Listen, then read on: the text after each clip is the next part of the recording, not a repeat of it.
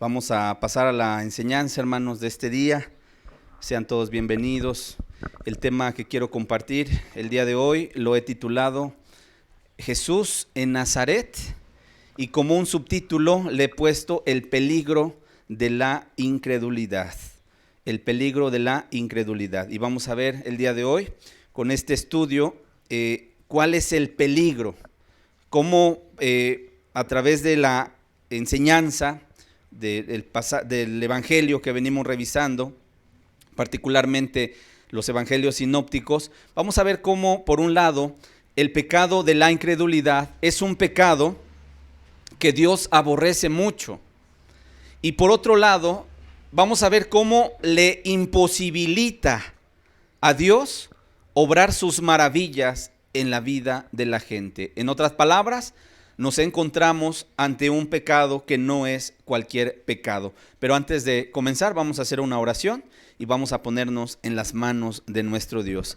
Padre, el día de hoy te damos gracias, Señor, porque tú nos has traído hasta este lugar, Señor, y lo has hecho con lazos de amor y de misericordia, Señor. Cada día que nos reunimos, Señor, tú tienes preparado para nosotros una bendición muy grande desde los cielos, Señor. Y Padre, hoy no es la excepción. Sabemos que hoy nos vas a hablar, hoy ocuparás esta historia para darnos a entender lo que no quieres ver en la vida de ninguno de los que estamos aquí, y lo que sí buscas, lo que sí deseas, Señor, que nuestro corazón haya, Señor, y esa es la fe. Pero ayúdanos hoy a entender este estudio, Señor. Abre el entendimiento de todos los que estamos aquí, te lo pido en el nombre de Jesús. Envía tu buen espíritu en este lugar. Amén y amén.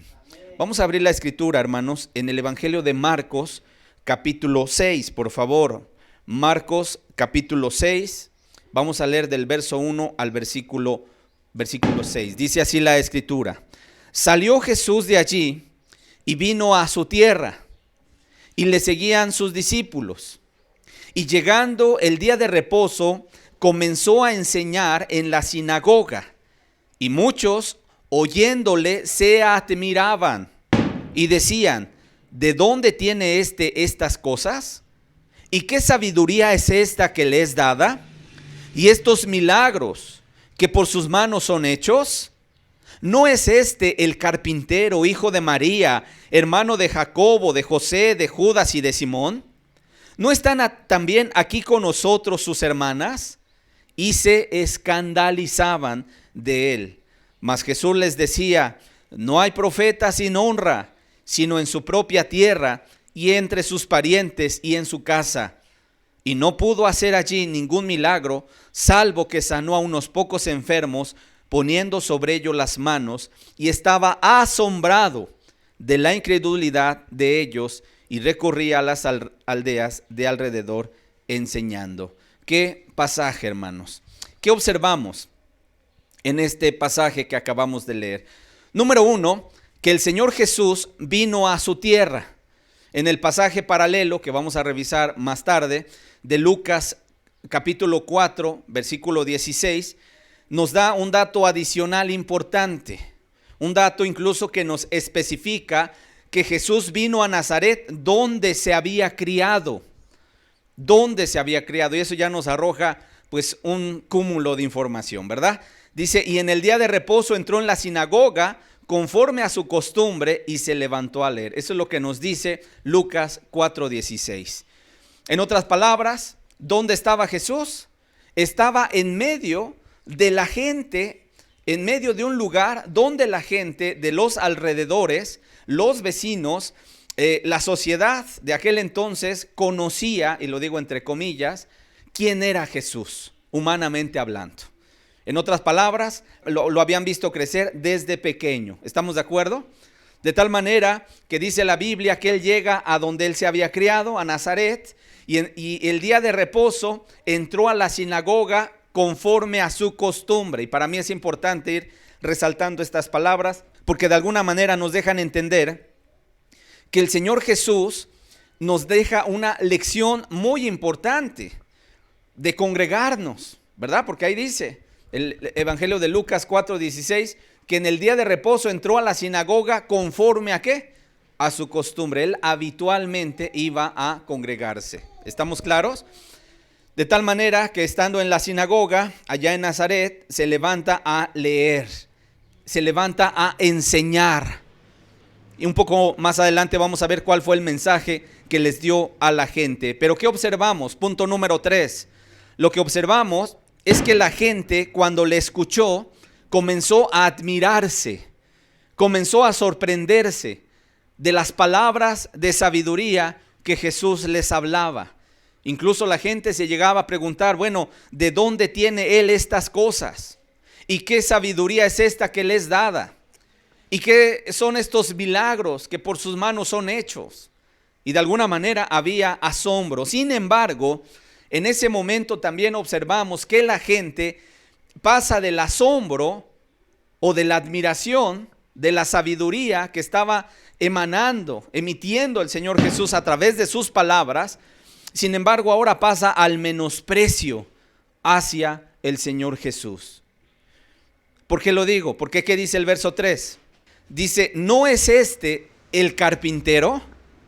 Fíjate, después de que se asombraban de la doctrina o de la enseñanza, ahora dicen, ¿no es este el carpintero?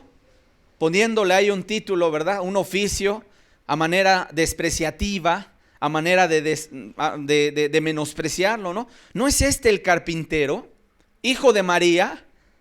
Y hasta nombran a sus hermanos, hermano de Jacobo, de José, Judas y de Simón.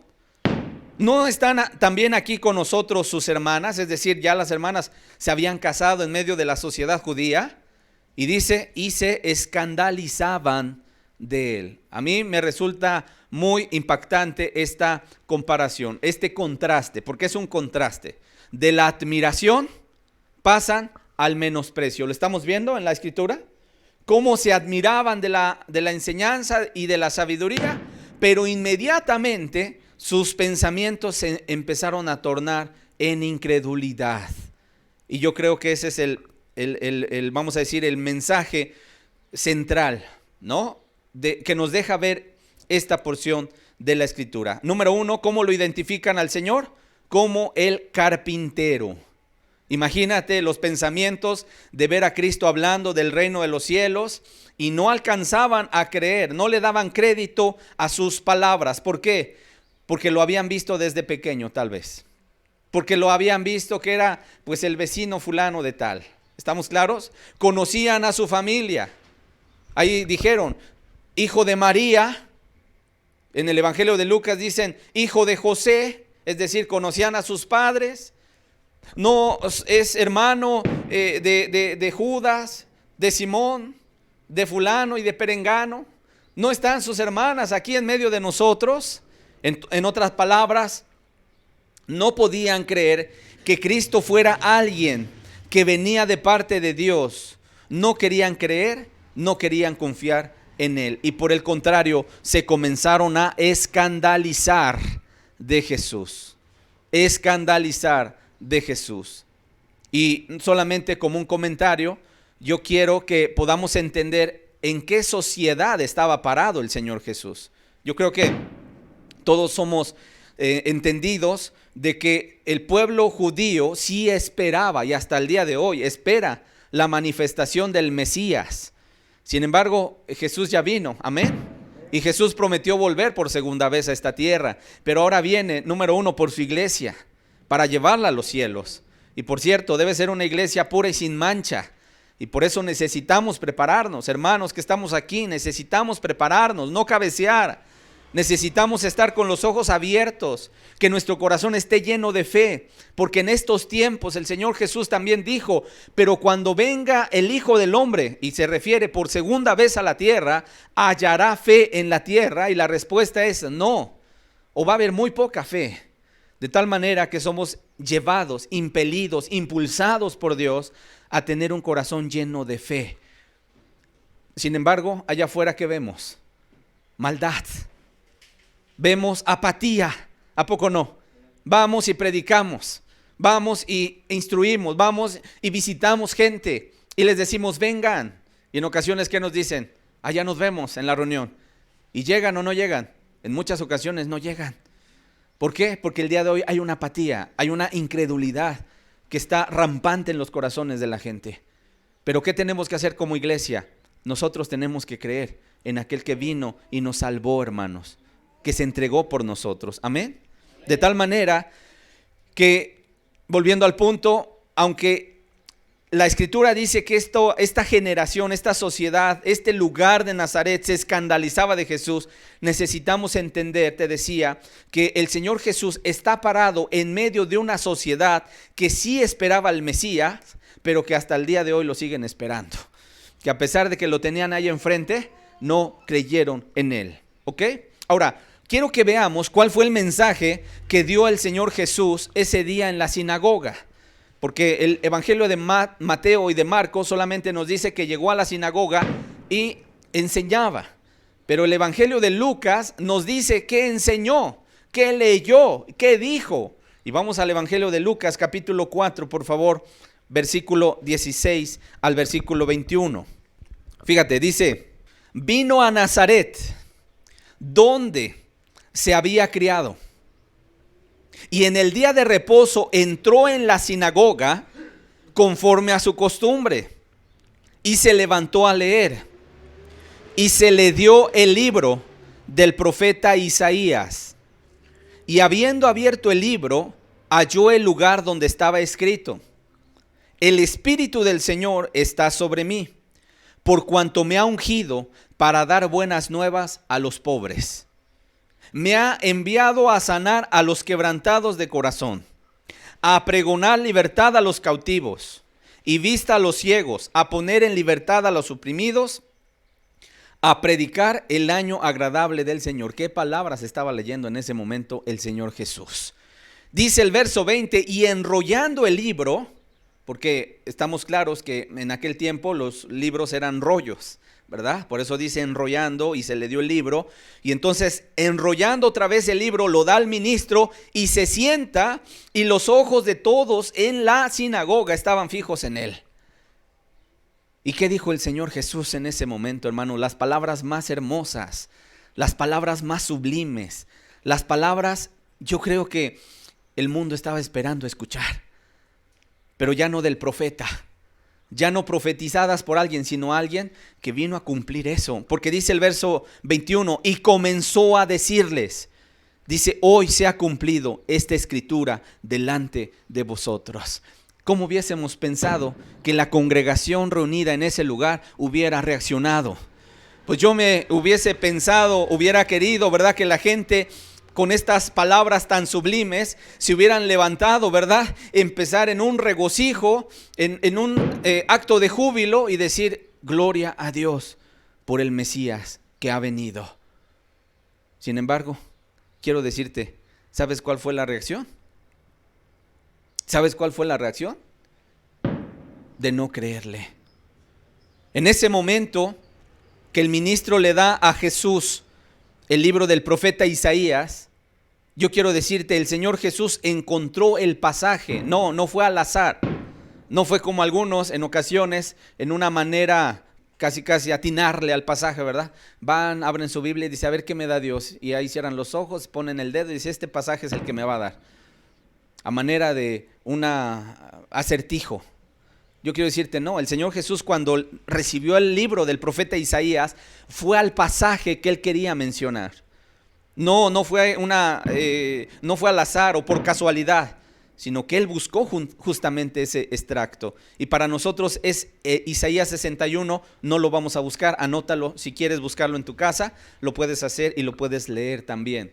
Ahí es donde se registra esta porción que el Señor Jesús comenzó a leer. Y quiero decirte, en estos breves versículos se describe el profeta Isaías de manera profética, describe perfectamente cuál iba a ser el ministerio del Mesías. Y por lo menos vemos 7 rasgos, 7 características de ese ministerio glorioso, hermanos. Número 1, dice el Espíritu del Señor que iba a venir sobre él, sobre Jesús, sobre el Mesías. Ahora, Estamos en la serie conociendo a Jesús a través de los evangelios. Y este tema ya lo vimos en las primeras pláticas. ¿Cierto o no? Cuando Jesús fue bautizado, subiendo del agua, ¿qué dice la Escritura? ¿Que quién vino? El Espíritu Santo en forma de paloma, ¿verdad? Y posó sobre él. En otras palabras, y del cielo una voz que se escuchó y que decía: este es mi Hijo amado. En otras palabras, las palabras del Padre testificando que Él era el Mesías. Y entonces, ¿qué vemos? Una característica: el Espíritu Santo estaría sobre él, ungiéndole con poder. Número 2, con esa unción vendría para dar buenas nuevas a los pobres, buenas noticias. Y la palabra buenas nuevas significa evangelio. Él vino a darnos el evangelio que venía de los cielos. Número 3, era enviado a sanar a los quebrantados de corazón. Número 4, a pregonar libertad a los cautivos por el pecado. ¿Cierto o no? El pecado cautiva. Pareciera como si hubiese gruesas cadenas que en ocasiones nos atan, ¿verdad?, al pecado antes de conocer a Cristo, hermanos. ¿A poco no? Así nos sentíamos, aquellos que hemos sido salvos. Parecía que el pecado era como la mano de la marioneta que nos tenía ahí apretados, agarrados, y que mientras el pecado se movía y decía quiero pecar, ¿verdad?, nos agarraba y nos llevaba al pecado. ¿A poco no? Así estábamos. ¿No vino Cristo a libertarnos, hermanos? Él vino a romper las cadenas. Por eso aquí dice: a pregonar libertad a los cautivos, a dar vista a los ciegos espirituales. 6, a poner en libertad a los oprimidos por el diablo. Porque en ocasiones también no solamente viene a agarrar al hombre y llevarlo al pecado, sino también en ocasiones viene a afligirle, a meterlo en opresiones, en depresiones, en cuestiones de tristeza ahí. Ahora, la Biblia dice que bienaventurados los que lloran, ¿verdad? ¿Tenemos que llorar? Claro que sí. Tenemos que tener un corazón quebrantado, amén. Pero también la Biblia dice que Él nos ha dado el gozo de la salvación, amén. De tal manera que tenemos que estar con alegría. Él vino a poner en libertad a los oprimidos por el diablo. Y dice también a predicar el año agradable del Señor. ¿Cuándo es el año agradable del Señor, hermanos? Yo pregunto, ¿cuándo será el año agradable? Hoy. Desde que el Señor Jesús vino, abrió este año, esta nueva etapa de gracia en la cual tú y yo estamos. Y es una etapa de gracia preciosa, hermanos.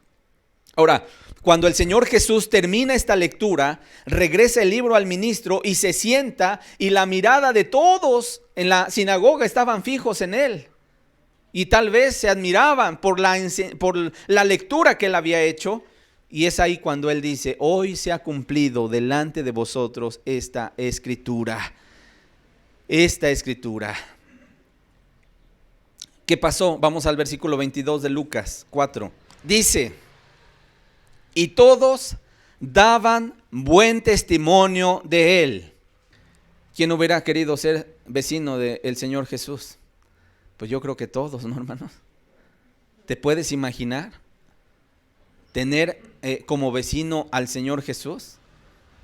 ¿Cómo crees que actuaba? Pues seguramente un joven, ¿verdad? Bueno, desde niño, un niño respetuoso, un niño educado, un joven servicial. Yo me puedo imaginar a un Jesús así, hermanos. Y por eso la Escritura dice: y todos daban buen testimonio de él. ¿Por qué dice esto? Porque la gente que estaba reunida ahí lo conocía humanamente. Y seguramente decían: sí, efectivamente él es una buena persona. Y estaban maravillados de las palabras de gracia que salían de su boca. Sin embargo, ahí inmediatamente vemos el pero. Viene un cambio. A pesar de que ellos daban buen testimonio, testificaban del buen testimonio acerca de Jesús y estaban maravillados de las palabras de gracia que salían de su boca, dice ese mismo versículo, y decían: ¿no es este el hijo de José? O sea, ahí inmediatamente en los corazones empezó a entrar ¿qué? La duda, la incredulidad. Y yo a lo mejor me los puedo imaginar así como que contentos, pero de repente dijeron: oye, pero pues sí, este es el carpintero. Pero no es su madre María. ¿No es su padre José el carpintero? Algunos a lo mejor hasta pudieron haber pensado, no lo dice la Escritura. Oye, pero si él fue el que me hizo el banco, el que me hizo la mesa, el que me hizo las puertas de la casa. ¿Qué pasó? En otras palabras, comenzamos a ver una actitud de incredulidad. De incredulidad. Aunque, repito, la gente que estaba ahí sentada y que escuchó leer al Señor Jesús el libro del profeta Isaías, y que cuando terminó de leer, el Señor Jesús testificó que esa escritura se había cumplido delante de ellos y que la gente daba buen testimonio, esa gente dejó inmediatamente que en sus corazones se anidara el pecado de incredulidad. Y por eso vemos un cambio repentino. De estar maravillados a pasar al menosprecio de Jesús. Y quiero decirte algo y te lo adelanto. Esta misma actitud, a veces como predicadores, nosotros la vemos en la gente. Hay gente que viene y que se reúne, y gloria a Dios por eso, hermanos. Y yo creo que Dios tiene buena voluntad para con todos. Y a veces la gente viene y dice, oye, esta palabra no la había escuchado. Y qué hermoso es el evangelio. Y yo digo, gloria a Dios. Pero hermanos, todos estamos de acuerdo que el evangelio no solamente es la gracia, la misericordia, el regalo inmerecido que Jesús nos ofrece, que Dios nos ofrece acerca del perdón de nuestros pecados, sino también Él nos dijo, y no una vez, si alguno viene a mí, niéguese a sí mismo, tome su cruz cada día y sígame. Y también nos dijo, y el que quiera salvar su vida, la perderá. Pero todo aquel que pierda su vida por causa de mí y del evangelio, la salvará. Y cuando la gente en ocasiones escuche ese tipo de mensajes que son necesarios también compartir, hermanos, a veces la gente tambalea. A veces la gente a lo mejor venía y decía, qué maravilloso mensaje acabo de escuchar. Y podemos decir nosotros, gloria a Dios. Pero la gente escucha el evangelio también de las demandas, del precio que hay que pagar, y con sus manos levantadas comienza a bajarlas y dice, no, pues es que está difícil. Hemos leído en Juan 6, no lo busques, que en una ocasión el Señor Jesús se puso a hablar acerca del pan de vida. Y empezó incluso a ubicar a la gente, porque un día antes había multiplicado los panes y había dado de comer a más de 5,000 gentes, hermanos. Y entonces al siguiente día andaban buscando a Jesús, pero el Señor Jesús dijo, no, estos me andan buscando porque saciaron sus estómagos y vienen por más. Y les dijo, no me busquen por la comida que perece, búsquenme por la comida que a vida eterna permanece. Y empezó a dar una disertación. Al final de esa enseñanza, la gente dijo, dura es esta palabra, ¿quién la puede oír? Y se levantaron y aún sus mismos discípulos le empezaron a dar la espalda a Jesús. Y el Señor Jesús se voltea a ver a los 12 y les dice, ¿y ustedes también? ¿Se quieren ir? Pedro dice, ¿a quién iremos, Señor? Solo tú tienes palabras de vida eterna. Amén. Ahora, quiero, volviendo al punto, hermanos, porque estamos en el momento en el cual la gente duda, la gente no cree, la gente empieza a ver los pero. Oye, pero si era el carpintero, oye, pero si era el vecino, oye, pero si era fulano. Y no creían en las palabras que el Señor Jesús hablaba. Y me quiero detener un poco para explicarte en qué consiste el pecado de incredulidad. Y por qué es un pecado que Dios aborrece mucho. La incredulidad, para los que están anotando, al igual que otro pecado, es un pecado voluntario. Escúchame bien, la incredulidad es un pecado voluntario del ser humano, que consiste en no creer, en no dar crédito a las palabras, en no confiar en la persona de Dios, a pesar de que Él nos ha demostrado a través de varios aspectos. Número uno, que Él existe, porque Él existe, ¿verdad que sí? Amén. Pero que Él es real, pero no solamente eso, que Él quiere ayudarnos, que Él vino a bendecirnos. En el caso que venimos revisando de estos evangelios, imagínate, en ese momento el Señor Jesús estaba describiendo su hermoso ministerio de dar libertad al oprimido, de soltar las cadenas de los cautivos, de dar vista a los ciegos, de predicar el año agradable del Señor. ¿Y qué hizo la gente? No creyó. Por lo tanto, hermanos, quiero decir, la incredulidad es uno de los pecados. Todos los pecados son aborrecibles ante los ojos de Dios. ¿Sabes por qué? Porque Él es santo, santo, santo. ¿Estamos de acuerdo? Pero el pecado de incredulidad es más aborrecible porque le hace ver a Él como mentiroso, le hace ver como impotente, le hace ver como injusto, porque la gente incrédula dice, es que me pide, pero no, luego no me ayuda. Y quiero decirte, ese no es Dios. Por eso es un terrible pecado.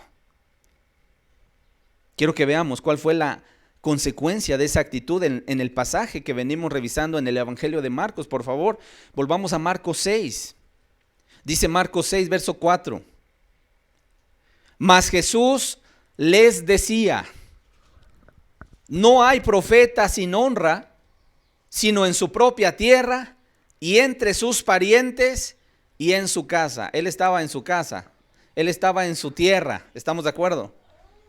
Entonces por eso el Señor Jesús les da esta palabra incluso de reprensión, de advertencia. No hay profeta sin honra, sino en su propia tierra y entre sus parientes y en su casa. Y lo más trágico, hermanos, es lo que dice el versículo que sigue. Dice, y no pudo hacer allí ningún milagro. Fíjate, si estamos leyendo bien, hermanos, el Evangelio, ¿qué dice? No pudo hacer allí ningún milagro, salvo que sanó a unos pocos enfermos, poniendo sobre ellos las manos. Verso 6. Y estaba asombrado. ¿Qué le causó asombro? Él estaba asombrado de la incredulidad de ellos. ¿Qué le provoca a nuestro Dios la incredulidad en el corazón? Asombro. Asombro. ¿Qué vemos en este pasaje, hermanos? Vemos a Cristo imposibilitado de bendecir a la gente. Fíjate lo que te estoy diciendo, por favor. Cristo en este momento se ve imposibilitado de bendecir a la gente. ¿Por qué? Porque Él busca fe. Porque Él busca confianza en Él. Y cuando hay fe, entonces Él puede ayudar. ¿Estamos claros? Y yo digo, qué tremendo, no pudo hacer allí ningún milagro por haber incredulidad. Y yo me puedo imaginar que Jesús bajó a su tierra con ganas de bendecir a su gente, pero se encontró con un corazón endurecido a causa de la incredulidad. Y yo quiero decir que la incredulidad es un obstáculo hacia Dios que impide que Él extienda su mano para ayudarte. ¿Cómo viene la incredulidad? ¿O por qué surge la incredulidad? En Hebreos 3, versículo 12, nos habla que la incredulidad viene por un corazón malo. Dice la Escritura, mirad, hermanos, que no haya en ninguno de vosotros corazón malo de incredulidad para apartarse del Dios vivo. ¿Dónde surge la incredulidad? En el corazón malo. Un corazón malvado. En otras palabras, imagínate, todavía de que Dios a sabiendas de que el ser humano ha pecado y quiere darnos a la raza humana una oportunidad, porque Dios nos quiere dar una oportunidad, ¿cierto o no? Y que viene Jesús que estando sentado allá en su trono de gloria, llega el momento en el cual dice la Escritura que Él se despoja de sí mismo y toma un cuerpo humano como el tuyo y como el mío. Y tomando esa forma de siervo, se humilla hasta el punto de la muerte.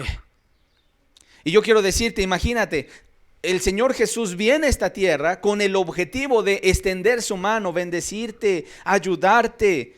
Y en ocasiones la gente duda y dice, no, es que Dios no me quiere ayudar a mí.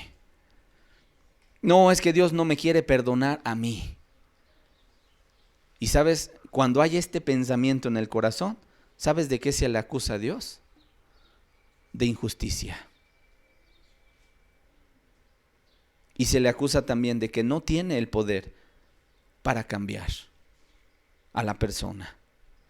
Y se le acusa de que Dios no está interesado en el hombre o en la mujer que tiene incredulidad.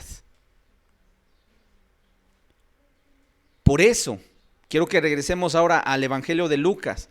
Estamos haciendo una comparación, ¿verdad? Un ir y venir en los evangelios, Marcos y Lucas. Dice el versículo 28, para que te des cuenta por qué la actitud de esta gente. Y ahorita te voy a explicar otro punto de la enseñanza del Señor.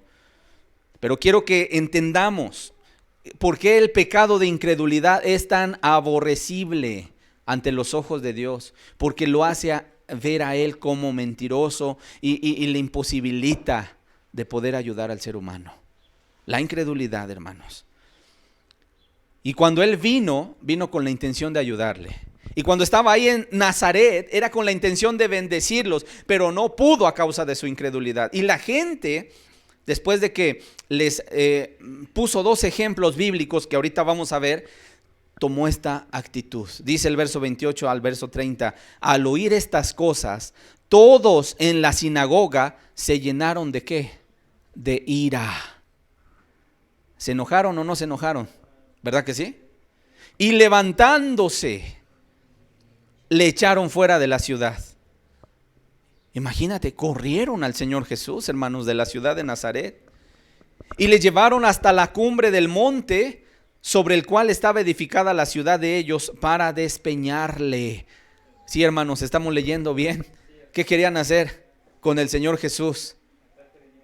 Lo querían despeñar, lo querían aventar hacia abajo. Sin embargo, dice el verso 30, mas Él pasó por en medio de ellos y se fue. Fíjate lo que provoca un corazón de incredulidad. Un corazón que busca el mal. Y qué tremendo es el pecado de incredulidad. ¿Y cuántas personas el día de hoy podrían estar aprisionadas en este terrible pecado? Pero vuelvo a repetir, como todo pecado, la incredulidad es un pecado voluntario. En otras palabras, ¿qué quiere decir esto? Sale del corazón y es producto también de la soberbia del ser humano y es añadirle pecado sobre pecado. Porque de Dios está la buena voluntad. Y yo no puedo decir que no tiene buena voluntad para con alguien. Al contrario, Dios tiene buena voluntad para con todos. Así lo dice la Escritura, hermanos. Y Él ha determinado extender su mano de misericordia. Y la Biblia nos dice que no se ha cortado su mano para salvar, ni su oído se ha agravado o se ha ensordecido para escuchar. Pero que en ocasiones las iniquidades hacen división entre Dios y los hombres. Y el pecado hace ocultar su rostro para no escuchar. Qué tremenda es la incredulidad. Y fíjate, Tito 1:15. Tito 1:15 dice, todas las cosas son puras para los puros, mas para los corrompidos e incrédulos nada les es puro, pues hasta su mente y su conciencia están corrompidas. ¿Qué sucede con el corazón incrédulo, hermanos? Que nada es puro. Un corazón incrédulo atribuye malicia, atribuye maldad, como el corazón del pueblo de Israel, ¿cierto o no? ¿De dónde lo sacó? Dios de la esclavitud de Egipto. ¿Cuántos años estuvieron? 430 años, siendo flagelados sus espaldas por el látigo de Faraón. Y cuando Dios los saca, los lleva a la tierra prometida. Pero en el camino, imagínate, los liberta de una esclavitud y los lleva a tierra prometida. Pero en el camino empiezan a quejarse, empiezan a decir, ay, nos acordábamos de la comida que comíamos allá en Egipto, de la carnita, de los melones, de las cebollas y los puerros y los ajos. Y ahora nuestro paladar nada más puede comer este maná. Menospreciando, hermanos. Qué tremenda es la incredulidad. Por eso Dios pide que el hombre que se acerca a Dios tiene que aborrecer, tiene que dejar, tiene que renunciar, tiene que desarraigar de su corazón la incredulidad. Y una cosa tenemos muy claro, hermanos: Dios nos ha dado muchas muestras de amor y de cariño. ¿Qué nos pide? Cree, confía. Hebreos 11, verso 6, en la parte primera, dice, pero sin fe es imposible agradar a Dios. Ahí ya nos está dejando un principio espiritual que no podemos nosotros dudar. No puedes agradar a Dios si en tu vida no hay fe, si en tu vida hay incredulidad, no lo puedes agradar. ¿Qué quiere ver en tu vida? Confianza. ¿Qué quiere ver en tu vida? Fe, para que Él te pueda bendecir. Y quiero decirte, la incredulidad no es un detalle, es una ofensa que Dios detesta. Y que toda persona, repito, que se acerca a buscar a Dios, tiene que desarraigarla de su corazón. Y yo, aplicando esta verdad, yo digo el día de hoy, no dudes de que Cristo quiere ayudarte. Nunca lo dudes. No dudes de que Jesús tiene buena voluntad para con tu vida. No dudes de su misericordia. No dudes que Él tiene buena voluntad. Y que si tú estás aquí, no es por azares del destino. No es porque, bueno, pues hoy me di el tiempo. No, que si tú estás aquí es porque Dios te trajo. Y porque Dios es grande en misericordia y en gracia. Y no te trajo para ver qué escuchabas, te trajo para darte a entender tu necesidad. ¿Dónde está tu verdadera necesidad? En volver el corazón hacia Él. Y sabes, una cosa que quiero decirte también, Dios nunca deja las cosas a medias.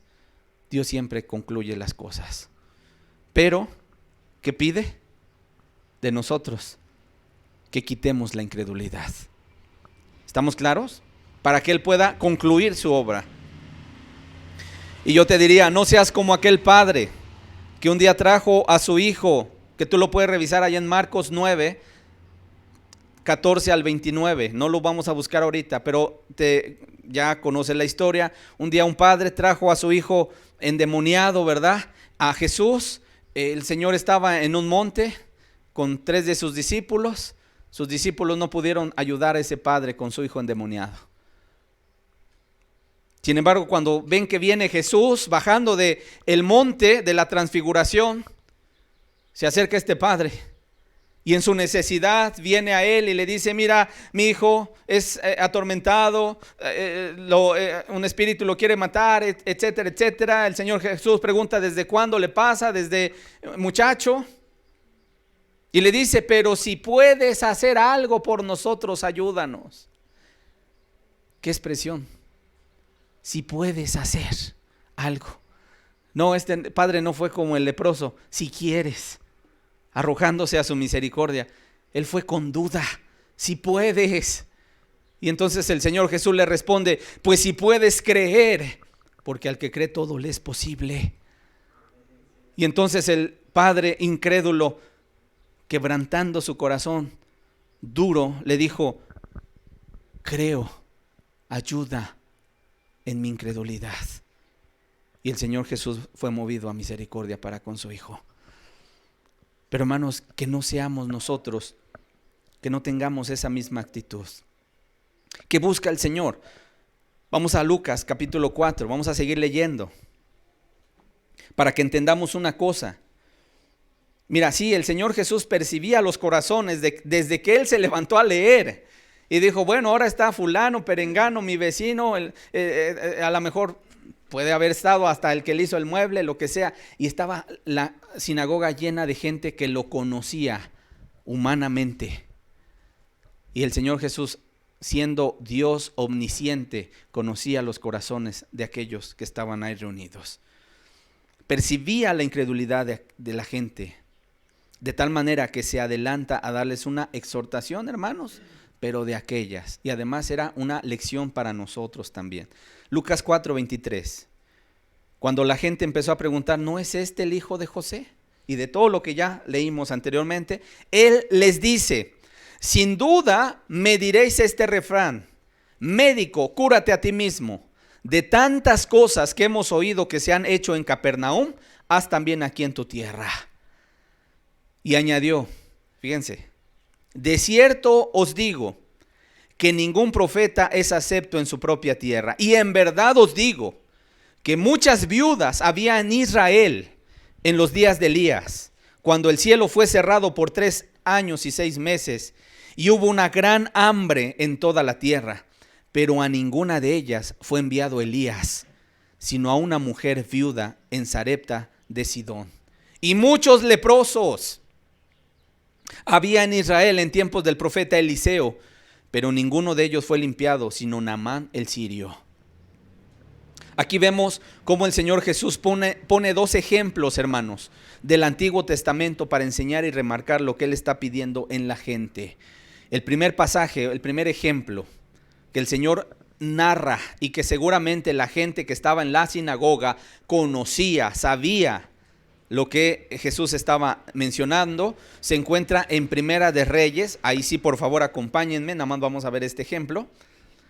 En Primera de Reyes, capítulo 17, vamos a leer del verso 8 al verso 16. Dice la Escritura. De aquí vamos a sacar una verdad importantísima para todos los que estamos en este lugar, hermanos.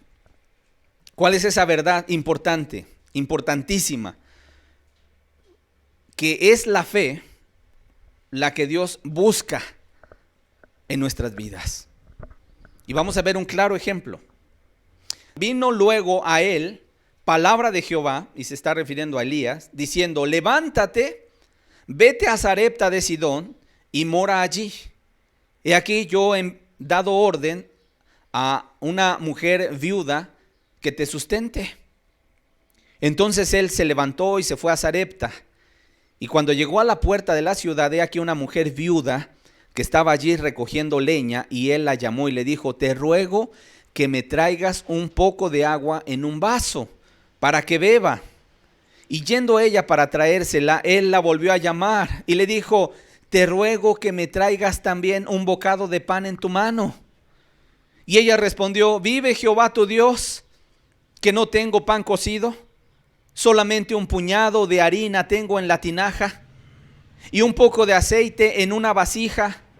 Y ahora recogía 2 leños para entrar y prepararlos para mí y para mi hijo, para que lo comamos y nos dejemos morir. Elías le dijo, no tengas temor, ve, haz como has dicho, pero hazme a mí primero de ello una pequeña torta cocida debajo de la ceniza y tráemela, y después harás para ti y para tu hijo. Porque Jehová, Dios de Israel, ha dicho así, la harina de la tinaja no se escaseará, ni el aceite de la vasija se disminuirá, hasta el día en que Jehová haga llover sobre la faz de la tierra. Entonces ella fue e hizo como le dijo Elías, y comió él y ella y su casa muchos días. Y la harina de la tinaja no se escaseó, ni el aceite de la vasija menguó, conforme a la palabra que Jehová había dicho por Elías. Imagínate, hermanos, el pasaje que estaba citando en ese momento el Señor Jesús a los reunidos en la sinagoga. ¿Qué les estaba tratando de decir? Que en aquel tiempo, a pesar de que había muchas viudas en Israel, sin embargo Elías, ¿sabes a dónde fue enviado? A Sarepta de Sidón, a un lugar que no era del pueblo de Israel, y fue enviado con una mujer que tenía muchas adversidades, Era una mujer viuda, era una mujer pobre y que además tenía un hijo al cual había que mantener. Y en ese momento habían pasado 3 años y medio que los cielos se habían cerrado y ni una gota había caído de agua. Y hermanos, si no llueve, no hay ¿qué? Alimento. ¿De dónde viene nuestro alimento, hermanos? Pues la mayoría de la tierra, ¿no? De los cultivos. Pero si no hay agua, si no hay lluvia, y si no hay lluvia, hasta los ríos se secan. Dime si no es cierto. De tal manera que en ese tiempo, en esa sociedad había una hambruna tremenda. Mucha gente se estaba muriendo de hambre. ¿Qué dijo la viuda? Cuando llegó Elías, la saluda y le dice, tráeme un vaso de agua. Seguramente iba con mucha sed. Y va la viuda obediente a traerle el vaso de agua, pero la vuelve a llamar y le dice, ven. Pero también trae en tu mano un poco de pan. Y ya la viuda expresa su necesidad, le dice, vive Jehová. Se ve que esa mujer era una mujer creyente, porque menciona a Dios. Dice que solamente tengo un poquito de harina ahí en la vasija, en la tinaja, y un poco de aceite en la vasija. Y lo que estaba haciendo es juntar 2 palos para ir a mi casa, preparar esa poca de harina, hacer un poco de pan, comerlos con mi hijo y dejarnos morir. Y sin embargo, Elías le da una promesa de parte de Dios. ¿Y qué sucede? La mujer hace como le fue mandado. Hermanos, yo quiero que podamos entender. El otro pasaje que cita el Señor Jesús es la sanidad de Naamán el sirio, hermanos, que fue sanado de la lepra. ¿Estamos de acuerdo? Ahora, quiero que entendamos algo. La diferencia para que ayudara a Dios a unos y con otros se limitara su ayuda y su poder fue la fe o la incredulidad. ¿Estamos de acuerdo? Dependiendo de cada caso. En otras palabras, Él quiere fe, Él quiere confianza, Él quiere que depositemos nuestra confianza para que Él mueva su mano de misericordia. Y cuando hay eso, hermanos, entonces hay bendición. Y hasta ahorita, en esta serie, llevamos varias enseñanzas que hemos leído y que hemos explicado, intentado explicar, hermanos. En enseñanzas pasadas hemos visto la sanidad del hombre leproso, ¿verdad que sí? ¿Él sabía que Jesús podía ayudarle? Sí.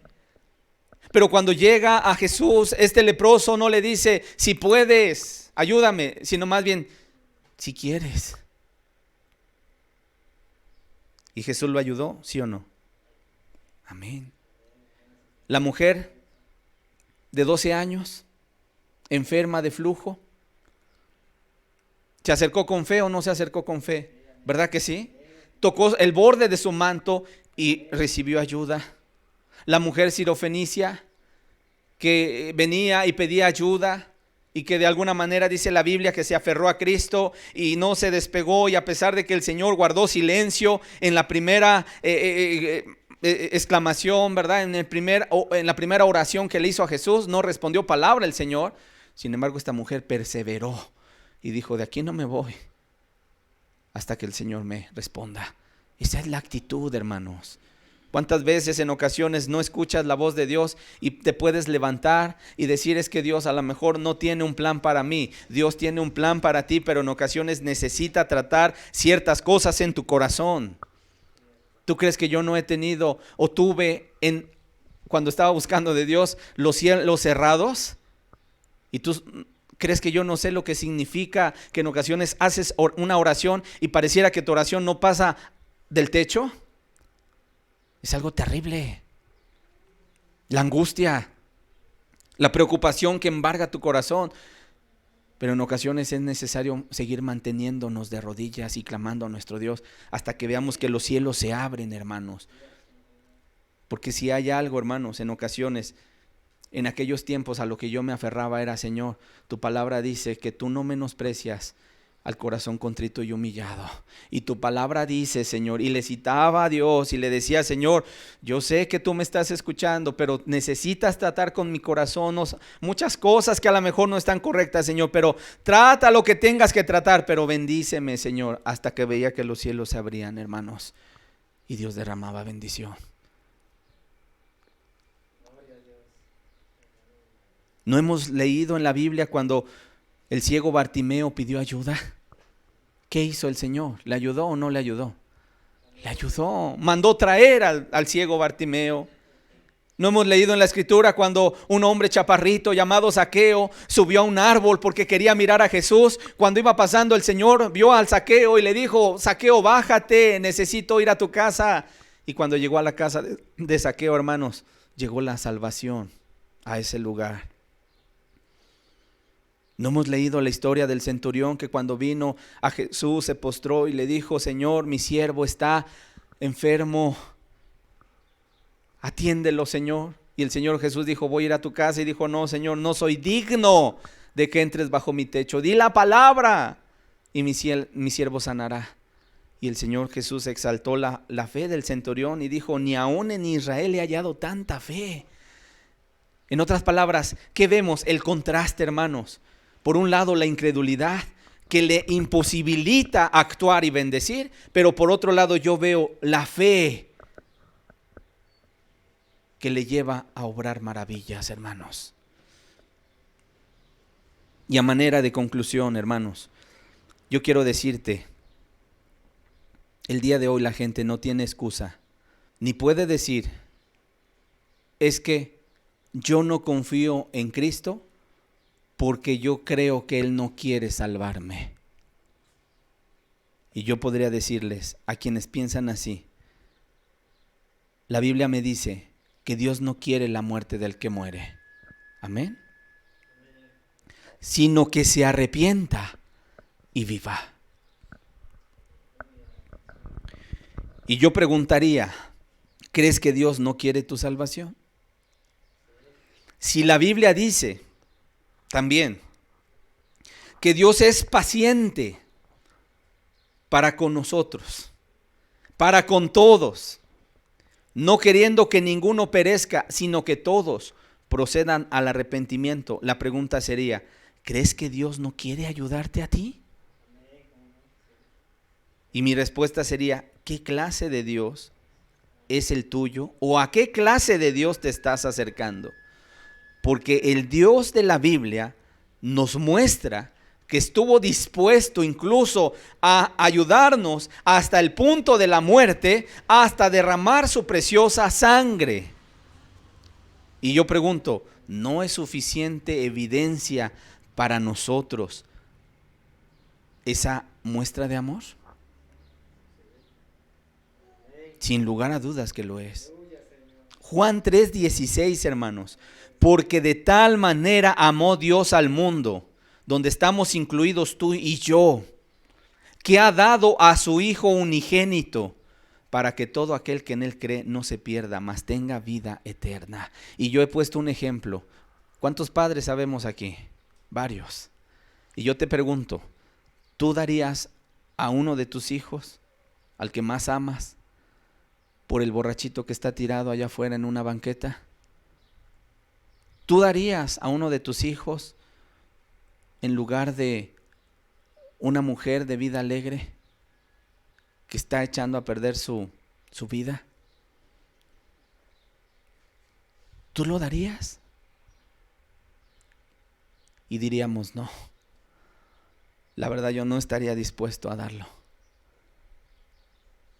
Sin embargo, Dios, el Padre, dio a su amado Hijo por nosotros, los más viles, los más aborrecibles,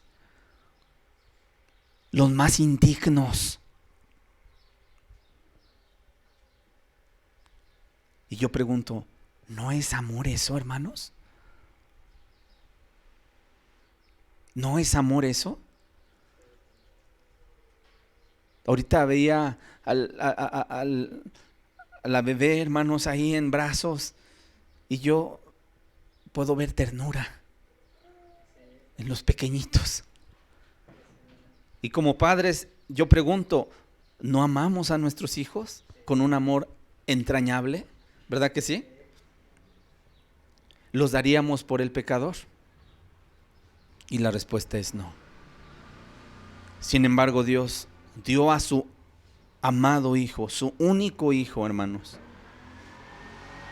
para que no nos perdiéramos. No nos perdiéramos. Y vamos a ver Juan capítulo 10, verso 31 y 38. 31 y 32, perdón. ¿Qué dice la Escritura?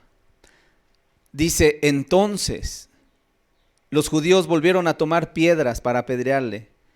Y Jesús les respondió, muchas buenas obras os he mostrado de mi Padre, ¿por cuál de ellas me apedreáis? Le respondieron los judíos diciendo, por buena obra no te apedreamos, sino por la blasfemia, porque tú siendo hombre te haces Dios. Hermanos, las obras y los milagros que Cristo hacía tenían un claro fin: mostrarnos que Él es ¿qué? Dios. Mostrar que Él venía de Dios, que Él es Dios, hermanos. En otras palabras, sus hechos nos podrían dar crédito justamente en sus palabras, porque una cosa es que te diga, yo te voy a ayudar, a ver que realmente Él extienda su mano para ayudarnos. Y Cristo lo hizo, hermanos, porque Él dio vista a los ciegos, ¿cierto o no? Él sanó a los leprosos, levantó paralíticos, resucitó muertos, sanó sordos, liberó endemoniados, sanó enfermedades de muchos años. Una mujer tenía 12 años, un hombre tenía 38 años enfermos, y Cristo los ayudó. Y no solamente eso, Juan 20, 30 y 31 dice, hizo además Jesús muchas otras señales en presencia de sus discípulos, las cuales no están escritas en este libro. Pero estas se han escrito, ¿para qué? Para que creáis que Jesús es el Cristo, el Hijo de Dios, y para que creyendo tengáis vida en su nombre. De tal manera, hermanos, que el Señor nos invita a la fe y a desarraigar del corazón cualquier rasgo de incredulidad. Y yo te invito el día de hoy y te pregunto, para terminar esta reunión, ¿cómo has vivido hasta el día de hoy? ¿Cómo está tu corazón?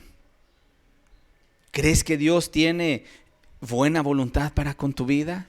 ¿Crees que Él te ha invitado a estar en esta reunión y te ha llamado, pero que no quiere salvarte, no quiere ayudarte?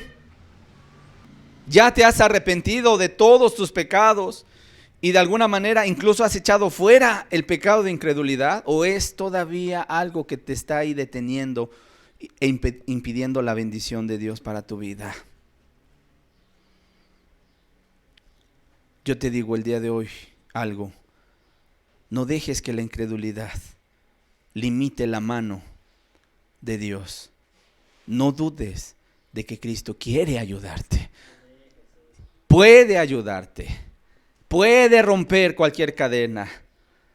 No dudes de su misericordia. No estás aquí por azares del destino, sino porque yo creo que nuestro Dios tiene buena voluntad y grande misericordia para contigo, y te ha traído aquí para salvarte. Vamos a cerrar nuestros ojos y vamos a hacer una oración. Y ahí en tu lugar yo te invito a que le digas a Dios: Señor,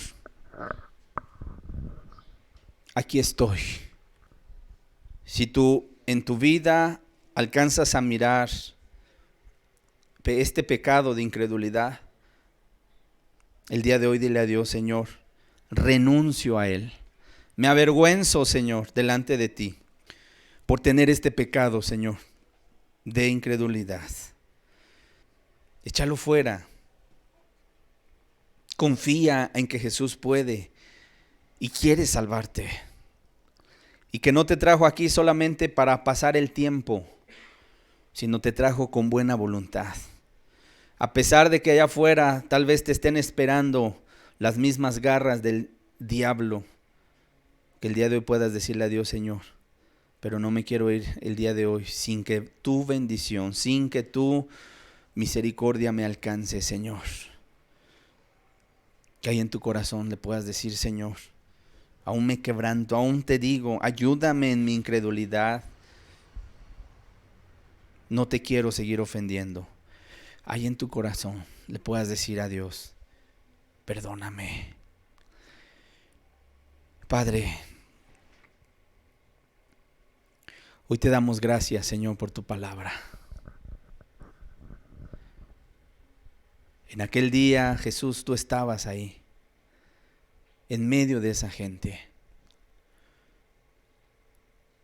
Les mencionaste palabras sublimes, palabras hermosas. Hiciste una descripción de ese ministerio glorioso que ibas a desempeñar, que estabas desempeñando en esta tierra, Señor.